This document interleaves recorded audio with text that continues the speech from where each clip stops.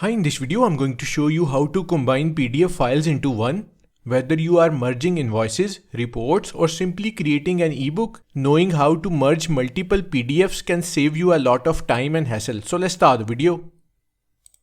So these are the three PDF files that we want to combine into one PDF file. PDF 1 contains 2 pages. PDF 2 contains 3 pages and PDF 3 only has 1 page. To join PDF files, we are going to use an online tool through which you can combine 2 or more PDF files into one on your laptop. So click on the link given in the video description. Once you open it, you will see this interface. Now click on Select PDF files. Now browse and select the PDF files that you want to merge. So these are the three PDF files. Select them and click on Open button.